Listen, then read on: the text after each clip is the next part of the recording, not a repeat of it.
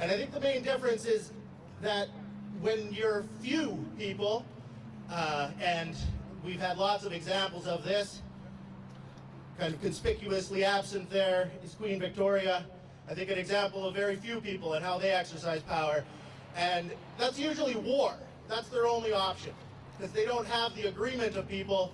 All they can do is say, do it or we'll kill you. And I think that's the kind of power that we are often dealing with. But this song is saying that we are many. And our power is legitimate. And they are few. And their power is illegitimate. So as long as we can find enough things that we agree on, things like accessible education that is as excellent as it can be, things like a healthcare system that is well-funded and as excellent as it can possibly be, then we can live in a place where the decisions that are made with the power are ones that benefit every human being on the land, not just the very, very small handful of people that have to use war and have to use violence to convince others to do what they want. So I really like the way that this song takes something about war and about violence and puts it in the context of where the real power is, the power of the union, the power of standing together. So I hope you'll stand together now and exercise your power with me.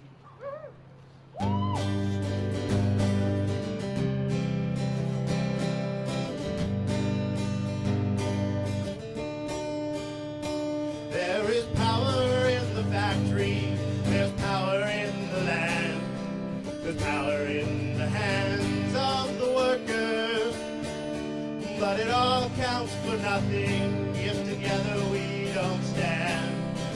There is power in a union. Now the lessons of the past were all learned with workers' blood. The mistakes of the bosses we must pay for. From the city to the country to the blood.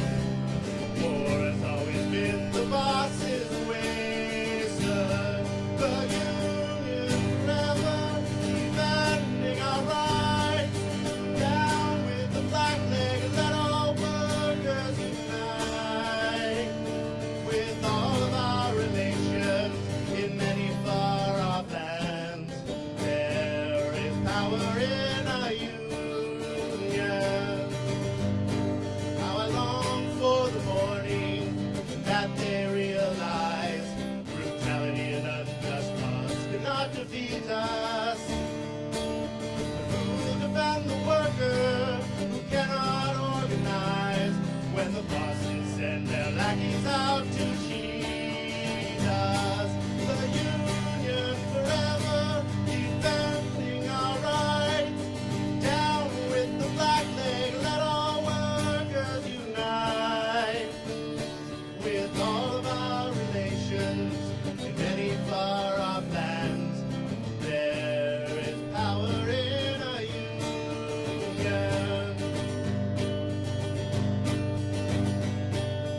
Money speaks for money, the devil for his own. Who will speak for flesh and bone? What a comfort to the widow, a light to the child. There is power in a union. The union forever defending our rights. Down with the black leg, let all workers unite. With all of our relations in many far-off lands, there is power in a union. With all of our relations in many far-off lands, there is power in a union.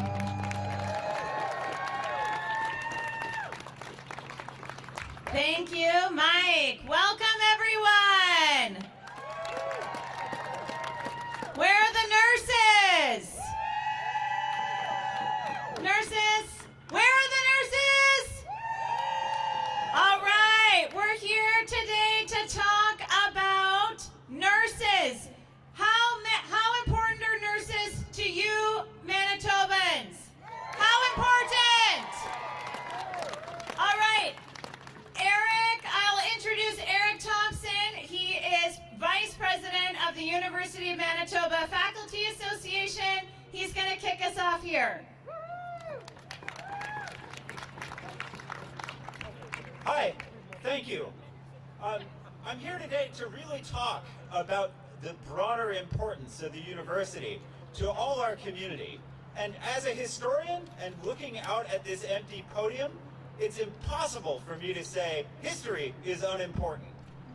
It's impossible with students here and our prospective students from high schools in Winnipeg here to say that education, just as a principle, is unimportant. But this is such a larger issue, and it affects everybody's lives, literally our lives.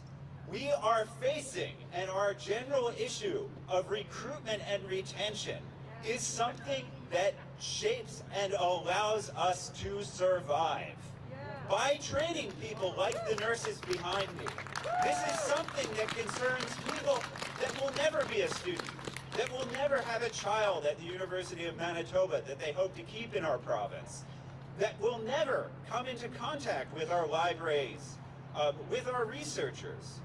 This is one of the ways in which we affect the lives of everyone in the province.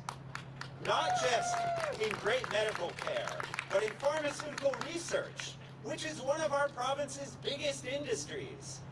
We affect everyone's lives, and recruitment and retention and the ability to have a first-class research university in Manitoba is vital to what we need. So I am really happy to see you here all today, because it is truly an issue that is vital to every Manitoban. Thanks so much, and thanks so much for the support of our nurses and for the curiosity of our students. Thank you so much. Are there any students here today? Say hi to the students. Next up is Darlene Jackson, President of the Manitoba Nurses Union. Welcome, Darlene. Good afternoon, everyone. I'd like to begin my address by thanking the University of Manitoba Faculty Association for the invitation to speak here today. My name is Darlene Jackson. I am the president of the Manitoba Nurses Union, which represents more than 12,000 nurses in Manitoba. I am here today to stand shoulder to shoulder with the members of UMFA in their quest for a fair deal and negotiations that are free of government interference. We at MNU absolutely understand what UMFA is going through, because we went through something very similar over the past year. The draconian wage freeze, Bill 28, which we continue to fight alongside the MFL and the Partnership to Defend Public Service, has affected every labor negotiation going back to 2016. But let's stop and recognize that it's thanks to UMFA that we all learned what was happening in the back rooms of the Pallister government and became aware of their war on our province's unions. Yay! UMFA members, you have our full support, and not just as a fellow labor union. You have our full support because the health of our profession is closely tied to your future. Let me explain that a bit. The provincial directive set a goal of 400 new nursing seats across programs in Manitoba in order to carry out this directive. The U of M, for example, is looking at significant restructuring. As I have stated to the Free Press, this plan feels more like a mirage, because if the government actually wants to make a difference for the future, they would take substantive steps to make Manitoba a desirable place to live and work. We need to be able to provide our students with a quality education, and that means we need to ensure our nursing educators have a sustainable workload and fair working conditions, including wages. For years, we at MNU have been raising serious concerns about nursing vacancies, so the timing of that directive was belated and interesting, to say the least. We have remained in communication with your UMFA members of the College of Nursing, who are also our colleagues. They are well aware of how dire the situation is. Manitoba is in a critical nursing shortage that is growing. We currently have more than 2,200 vacancies and counting. If the Manitoba government, led by the Tories, wants to issue such directives, they should be taking into account the added resources required to make it happen. The focus needs to be on better recruitment and retention of staff. How can university administrators attract more teaching staff with the current conditions on campus? I know that you cannot build a nurse in a day, just like you cannot build a nursing educator in a day, both of which require skill, mentorship, and confidence. The Manitoba Nurses Union supports UMFA in their fight for fair wages. It took us over a year, but we did it, and I know UMFA can do it too. I'm here to echo that sentiment. There is hope. After a long year of negotiations, we finally got a collective agreement, and I am confident that UMFA will triumph. And we at MNU will be here to celebrate when you do. Thank you.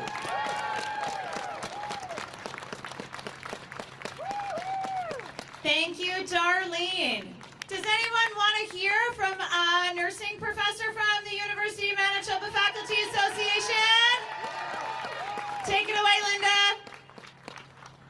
Hello, everyone.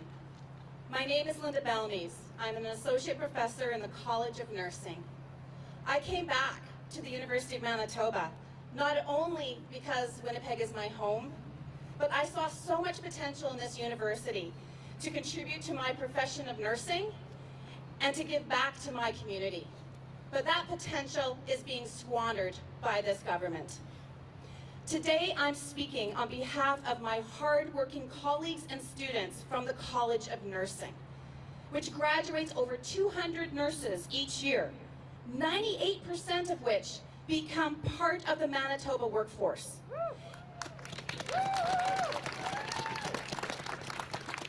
If you've had an encounter in our healthcare system over the past few years, you no doubt crossed paths with one of our graduates. Nursing is in a crisis globally, at both point of care and within academia. Our retirements are outpacing new nursing graduates, as well as those with advanced education, that are urgently needed to step into leadership roles within our healthcare system, as well as at the university, to support the growth of our profession and to ensure our healthcare system in Manitoba flourishes.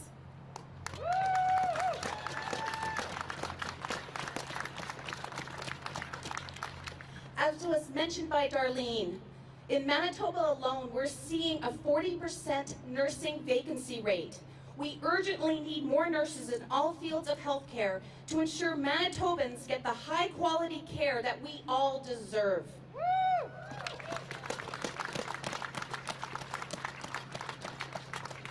To address this shortage, the College of Nursing has been tasked by this provincial government to expand our program by 50%, adding an additional 120 nursing seats to our undergraduate program.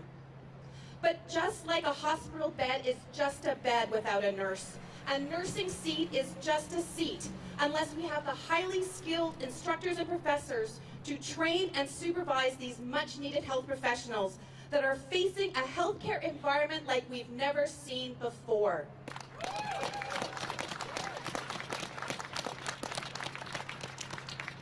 But how in the world will we attract and retain faculty when our salaries for instructors and assistant professors are lower than frontline nurses and nurse practitioners? Without competitive salaries, it will become near to impossible for the College of Nursing to expand our capacity and continue to do the innovative research and training that's needed to advance healthcare in Manitoba.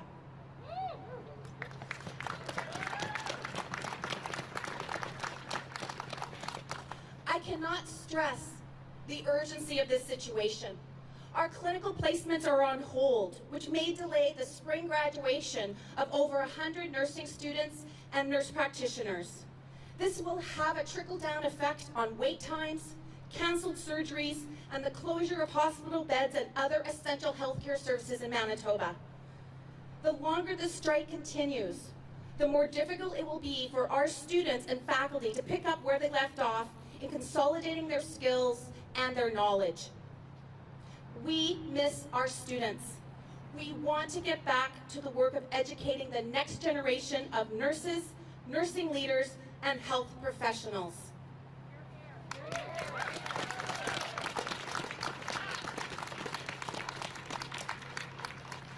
If Premier Stephenson and Ministers Gordon, Owasco, and Fielding truly care about the health of Manitobans and addressing the crisis in healthcare that is occurring within this province, they must publicly withdraw their mandate, and they must do so now.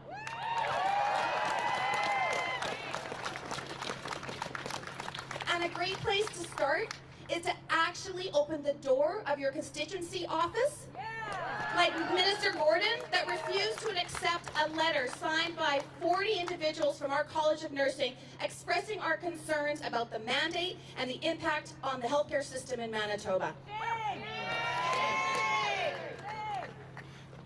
To wrap up, let our university administration get back to the table with reasonable, fair, and a respectful offer that will appropriately compensate U of M faculty, including those in nursing, for their expertise, their commitment, and their leadership. Thank you.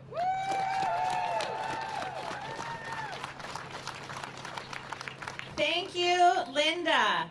Now, at the University of Manitoba, it's not just nurses who are educated, it's all kinds of health professionals. Next, we have Lisa to tell us a little bit more. Good afternoon. My name is Lisa Mendez. I'm an occupational therapist and senior instructor at the Rady Faculty of Health Sciences. And I have dedicated my career to ensuring that the University of Manitoba graduates high-quality health professionals for Manitobans. The University of Manitoba is the only post-secondary institution in our province that graduates dentists, dental hygienists, physicians, physician assistants, midwives, occupational therapists, pharmacists, physiotherapists, and respiratory therapists, in addition to having the largest nursing program. Therefore, the healthcare of Manitobans depends on our faculty members' ability to provide quality education, mentoring, and training. Exceptional healthcare begins with exceptionally trained healthcare providers. Consider this. When your mother shows signs of dementia or your child is struggling with anxiety, your partner has a stroke, who will you need to rely on? And you will want to rely on the best. The last few years have shown us that we need highly skilled instructors who can adapt quickly to our changing world. This adaptability is not only needed for the landscape of today, but for healthcare of the future. COVID-19 brought light to the expertise and innovation required of the University of Manitoba instructors. When the pandemic happened, we were there, adapting to online teaching and finding ways to ensure that our students still developed the hands-on skills that they would need to provide quality patient care. When the world locked down, we were still there, ensuring that we still graduated competent providers. Providers who will be there to reduce disability and mortality from this pandemic. My colleagues and I are committed to our students. We're committed to integrating the best evidence. We're committed to reducing health inequities. We're committed to contributing to a healthcare system that we can be proud to pass on to our children. But we can't keep doing this work the way we are. Recruitment and retention issues are real for us. I have seen amazing people get hired, only to have them scooped up by another university. Vacancies are real. Many of our departments never experience having their full complements of staff, and this means that the work just gets spread on those of us who are there. Therefore, we refuse to compromise on the education and research foundation of your future healthcare providers.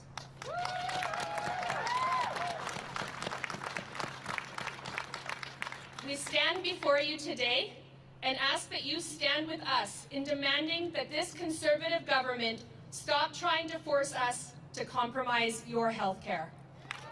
Thank you.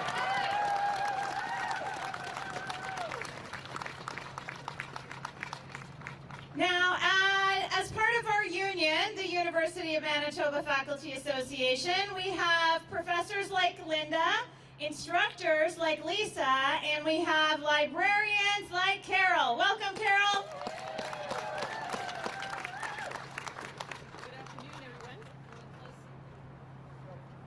Good afternoon, everyone. My name is Carol Cook, and I am a librarian. More specifically, and perhaps more intelligently right now, I am a health sciences librarian.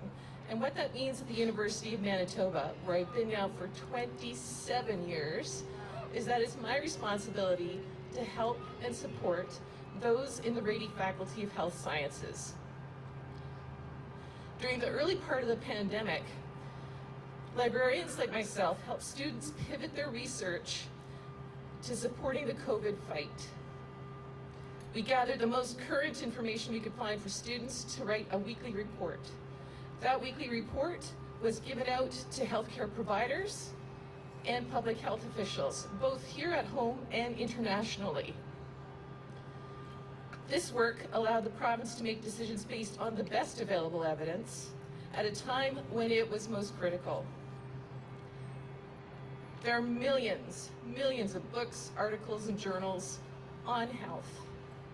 What we as librarians do is teach students information literacy and how to find what they need to succeed and to graduate. And trust me, you want our healthcare professional students to graduate. And you want them to graduate now. After graduation, you're not done with us as health sciences librarians. And I would like to point out that all the health sciences librarians in the province of Manitoba are largely employed at the University of Manitoba. So if we're on strike, you have a serious problem. So after graduation, we also help frontline doctors, nurses, man, you guys rock, dentists, pharmacists, occupational, physical, and respiratory therapists, which were absolutely critically needed during this pandemic. We help them to find what they need to keep you, Manitobans, healthy. This essential work gets harder and harder to do as we lose the staffing to do it. And Orby, you're intimately familiar with this particular issue. This year, the Health Sciences Library lost 4, count them 4 librarians, 1 to retirement, which we kind of expected, and 3 to continuing appointments. Yeah, it makes it very difficult to provide healthcare services and health workers the information that they need to make those decisions for your health. We're at a critical point where our university is really no longer competitive. We have problems hiring new people because we can't offer them a competitive salary. We have problems keeping people because they're given better offers at almost all other universities in our country. That's ridiculous. We can't hire and keep faculty, and ultimately, the health of Manitobans suffers. Manitobans need a healthy and competitive university. I call on Heather Stephenson and the PC government to withdraw the mandate and on our employer to bargain freely and fairly for a fair deal for members. Thank you.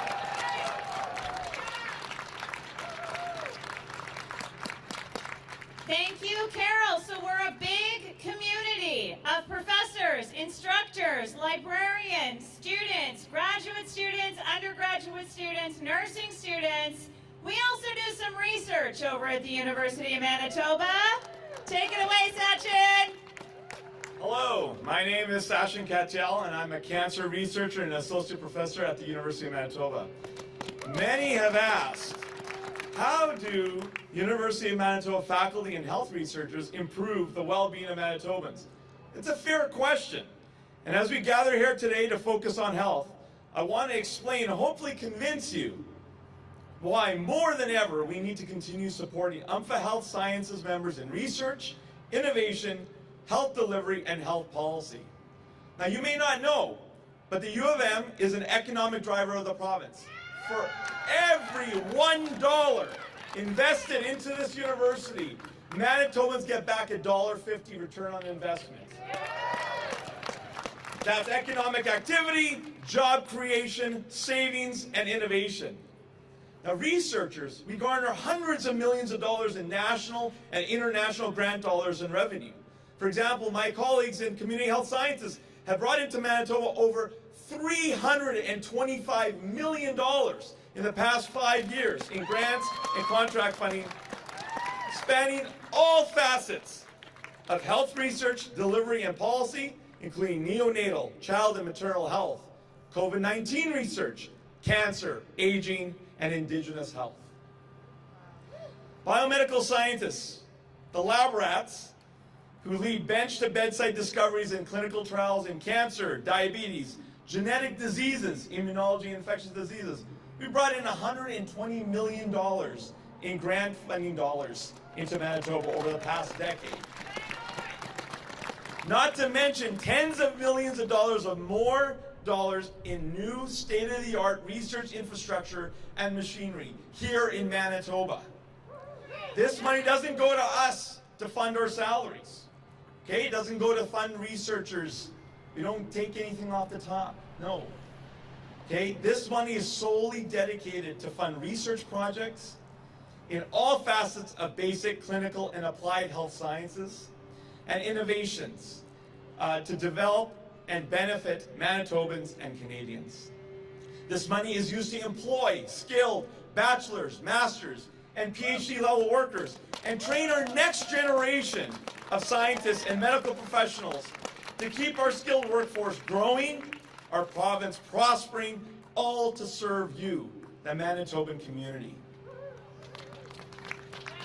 It was UMFA faculty who helped develop the new Ebola vaccine. We were the ones who led the way in new HIV treatments. We were the first to bring the gamma knife to Canada to treat brain tumors and brain damage in less invasive ways. But there's more to what we do. Our UMFA colleagues in nursing, rehab sciences, pharmacy, dentistry, and medicine are all involved in advocacy, consultation, health policy development, and health delivery at all levels of government, nonprofit agencies, and out in the community, be it businesses, the school system, or community-based organizations working with Indigenous and marginalized peoples. When the PC government, under the failed leadership of Brian Palliser as Premier and supported by Heather Stephenson as Deputy Premier, gutted, and I mean gutted, our healthcare system, it was these UMFA-membered professionals who pushed back, who went to bat and fought for Manitobans' health. Medical education, development, and innovation are the pillars of healthcare. Our teaching colleagues in K-12 education ingrain curiosity and provide that initial learning. However, it is at the university, that these medical professionals expand their clinical learning. Undergraduate teaching instilled by UMFA members provides the background and prerequisites whereby students move on to professional programs. UMFA faculty teaches in all programs and courses in medicine, nursing, dentistry, rehab med, pharmacy, and biomedical research. They provide these future health professionals with the skills needed to keep the Manitoban health system functioning, growing, moving, and most importantly, replenished. We hear about critical doctor, nursing, and rehab shortages. Well, without UMFA health faculty training this new generation, we will never be able to fill this critical shortage. Now more than ever is the time to invest in UMFA faculty, educators, and researchers. Otherwise, this shortage will become even more dire. We've already heard about how our fellow Manitobans have been shipped out of province due to critical health staffing issues. And the way we're going, this will become the norm, not the exception.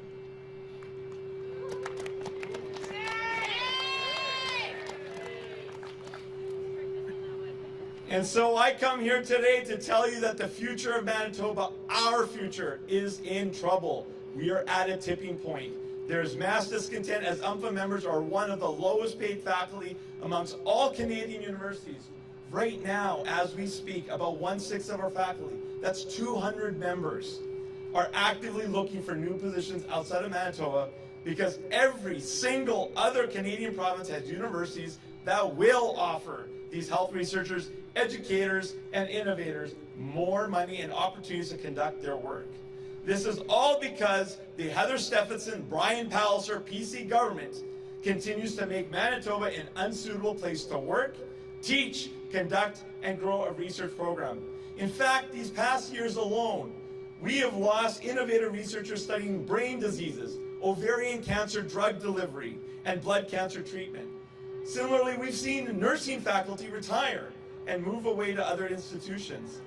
We cannot replace this lost talent because professionals refuse to come to this province when they can find better supports and salaries elsewhere in the country. Let's face the truth. We are hemorrhaging skilled talent, healthcare educators, professionals, and innovators. This is a major crisis, a continuous brain drain from Manitoba, and the implications are vast and will have a domino effect for the future health of Manitobans.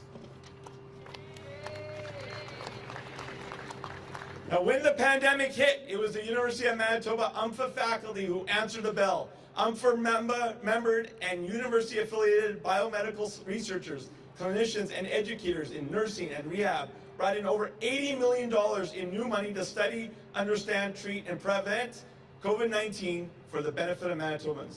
We ran one-of-a-kind clinical trials that identified new ways to treat COVID-19 and others that did not work.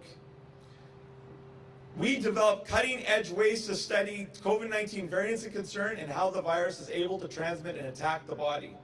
But more importantly, it was university members and affiliates who came together during both the second and third wave when the Palliser-Stephenson PC government acted irresponsibly, played politics, and cost over 1,200 Manitobans their lives. It was hundreds of these researchers, scientists, health policy experts, doctors, nurses, rehab professionals, and other medical scientists who signed their names on these letters, okay?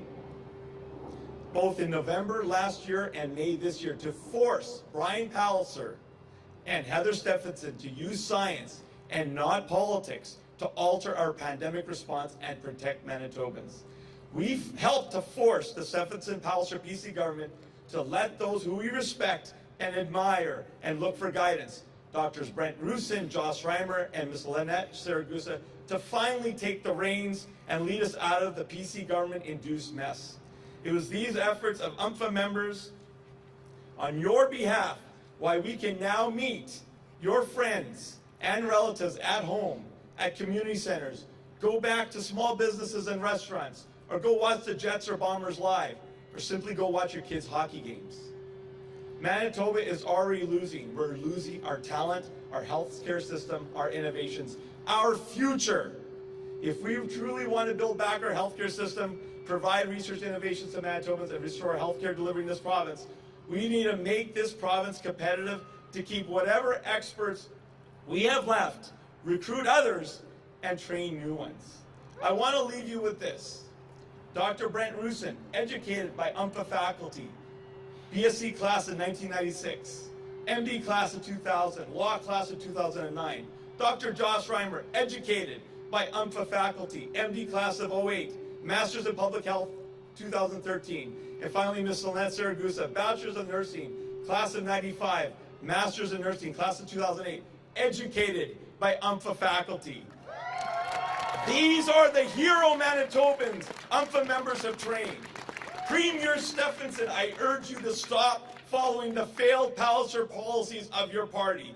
Step out of Palliser's shadow. Show your independence. your leadership, end the UMFA wage mandate, and stop interfering in University of Manitoba affairs. Thank you very much.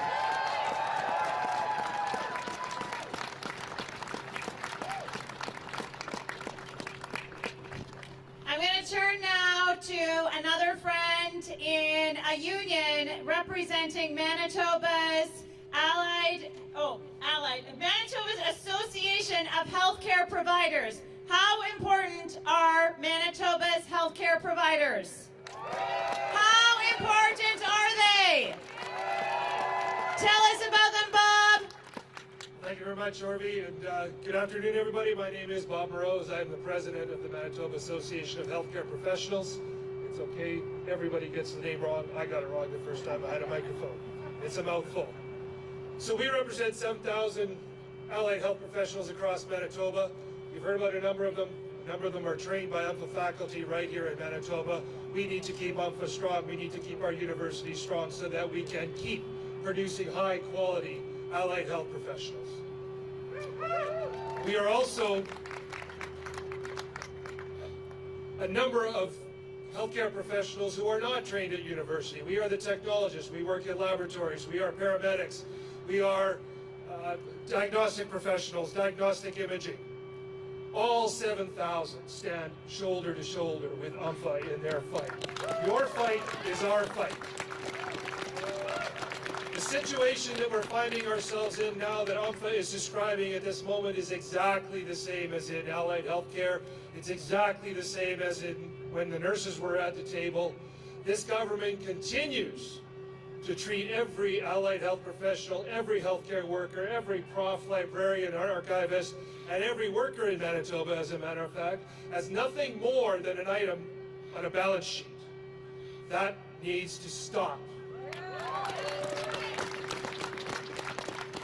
The wage gap that we're talking about with UMFA, it's true across the spectrum in Manitoba, of course. Allied health professionals, I know I see a couple of elected folks in the audience here today. Thank you. I have been speaking of this for very many years. Your fight is our fight.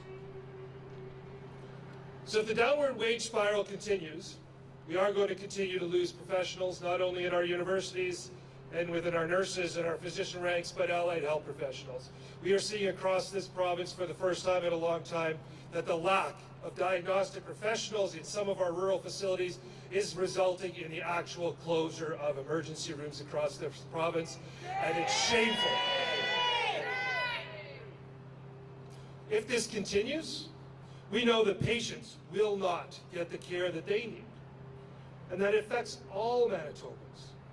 Doctors and nurses can only provide health care when they're supported and collaborated with the expertise provided by allied healthcare professionals. This government refuses to invest in its people, and it's hurting all of us. It's hurting us in education, and in healthcare, and in virtually every other public service that we can think of. This government, our new premier, and the entire PC government needs to wise up and quick. The government needs to get out of the way and let the bargaining processes work.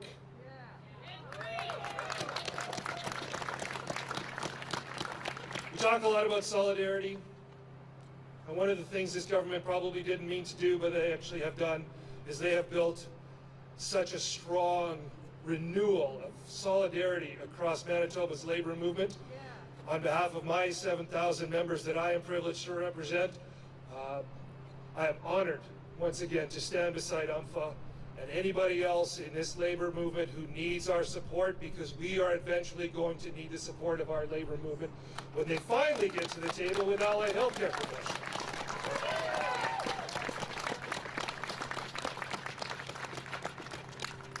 I'm going to close by saying MAHCP and our 7,000 healthcare professionals across this province in allied health stand with you, and we will be there for you. Thank you.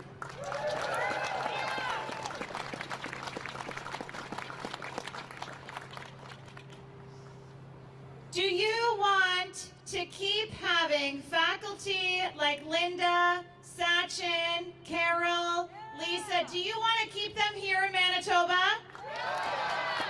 Do you want to keep educating people like Dr. Rusin, Dr. Reimer, Dr. Anderson, all those leaders that have brought us through the pandemic, safely got those vaccines on our arms, and got us back into classrooms with students? Do you want to keep them here in Manitoba? To do that, we need the University of Manitoba to end this strike, come to the table, accept our reasonable salary offer. We need this government to stay governing the province, get out of the operations of the university so that we can get our members back to students, get students back into their classes so that they can come into Manitoba society and be your nurses, your occupational therapists, pharmacists, dentists, you name it, we do it here in Manitoba. We need to keep our university competitive so people continue to come here to Manitoba. Students choose the U of M, and then they choose to stay here in Manitoba. There is a clear way forward. UMPA members, do you want to be on strike today? No. Do you want to be back in your classrooms with students? No. Let's get you back. Our team is ready to bargain. We need this government governing the province. There is lots to do. It's a big enough job. We have administrators to run the university. They're doing it just fine. You need to get back to doing your jobs. Let's get a deal so that we can keep students coming to Manitoba and having the highest quality of education. Thank you for being here today.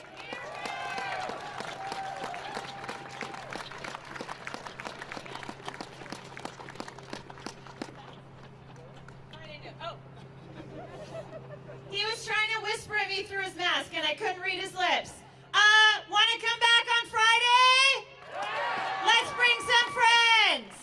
Friday noon, we're going to be back.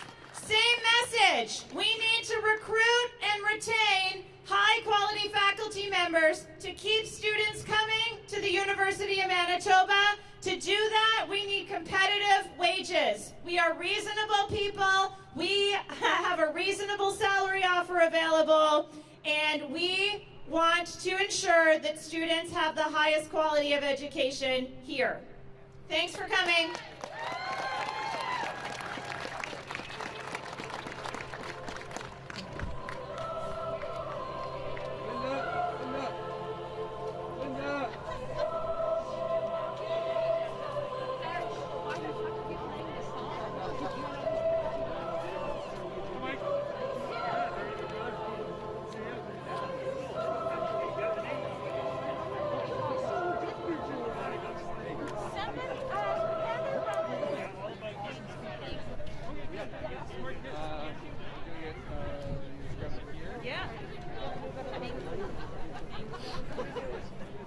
Somebody brought me after I posted on Twitter. I have two now. This is for Heather. Hi. Sorry? Okay, nice to meet you.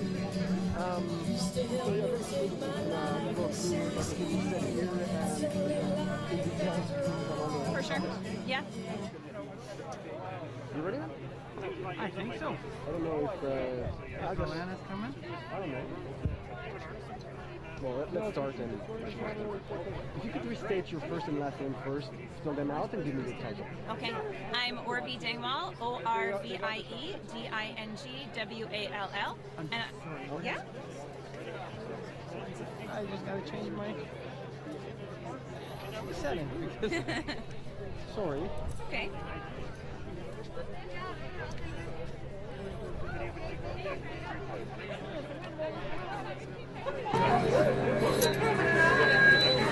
There we go. Now we have volume.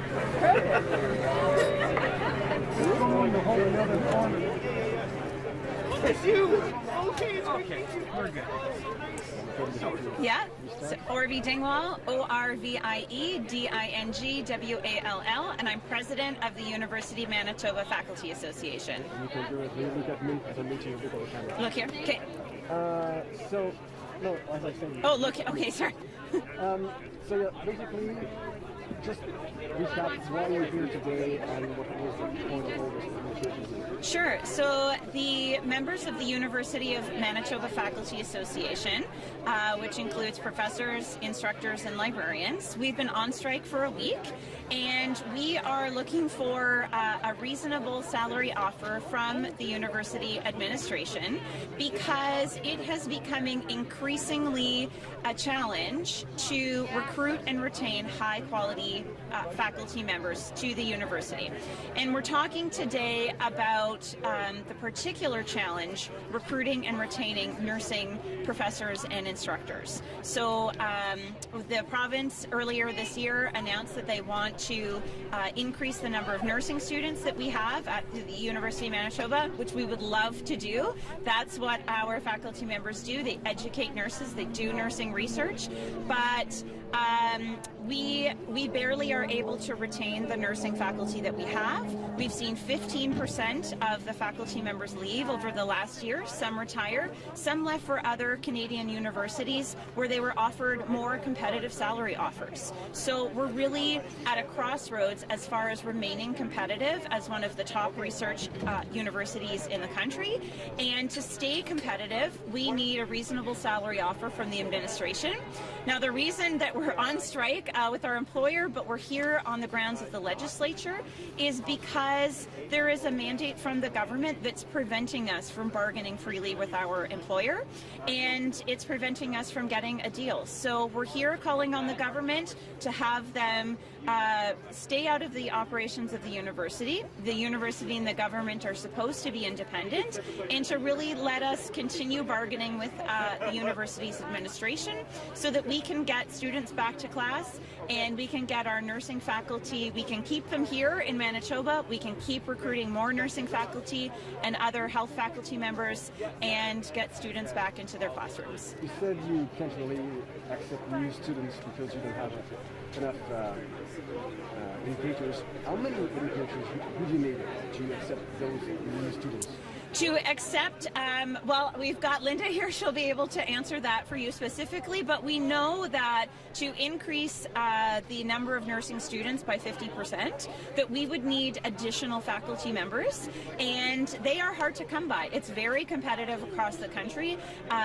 There is a critical nursing shortage, not just of frontline nurses, but also of nursing educators, nursing faculty members. So to recruit them here is going to take competitive salary offers, and it's going to take additional funding from the government to increase our capacity to train, to educate more nurses. So how much your offer will make those salaries competitive to attract them? Sorry? How much your offer will... How much are we asking for? No, but how much would it be competitive to attract people? How much would be competitive? So our current ask to the employer is to, over 3 years, increase our salaries by 2%, 2%, and 2.5%. There's some additional things that we're asking for within that, but that's at the root of where we're stuck right now, is that 2, 2, and 2.5. And that's what it's going to take to keep the University of Manitoba competitive. We are currently ranked 14th out of 15th compared to the other top 15 research universities. We're at number 14. We're not looking to launch into first place or second place. We're just looking to not fall further behind. So how did you decide this increase? Did you look at other universities in the country to just make it even? Yeah, so we're always looking what other provinces are doing, what other universities, including University of Winnipeg, and our accountants and our analysts absolutely are using those data. So it's a very reasonable ask, and it's the kind of ask that's going to keep us competitive so that students keep choosing the University of Manitoba. And we know that when students come to Manitoba for their education, that then they stay in Manitoba. Manitoba. And particularly when we're thinking of nurses, occupational therapists, and other healthcare providers, we absolutely want them choosing Manitoba and staying here. Well, I understand you're pressuring the government right now, saying that if you have to continue to strike, this will increase the problem. But if I'm playing here the devil advocate, you could also say you can stop the strike and fix the problem right now. Right, and that's something that we know that a strike is really disruptive. It's really disruptive for students, especially in a year when many of their classes are still virtual. That's really challenging for students and their families. It's a disruption for our faculty members too, and that's why we're so supportive that so many student associations have endorsed their support for our strike, because they understand that we're really at a crossroad as far as keeping the University of Manitoba competitive. So it's sort of a short-term disruption for that long-term protection of quality of education in this province. So I understand you sent a letter to Minister Gordon. I understand also she didn't answer, but what did you ask her and what do you expect her to do? So a large number of the nursing faculty and instructors sent a letter to Minister Gordon outlining the critical nature of recruitment and retention in the College of Nursing in this moment, really ensuring that she understands that by having the government involve itself in the operations, trying to involve itself in the operations of the university, that's preventing faculty from coming to Manitoba, it's preventing them from staying here in Manitoba, that's ultimately then impacting students' decisions as to whether to come and study at the University of Manitoba, and ultimately then that's preventing nurses to learn here in Manitoba and to stay here. And that's what we want them to do. And finally, just about the mandate that is not permitting you to bargain, could you just clarify why you can't bargain because of this mandate? We have been in negotiations with the University of Manitoba since the beginning of August.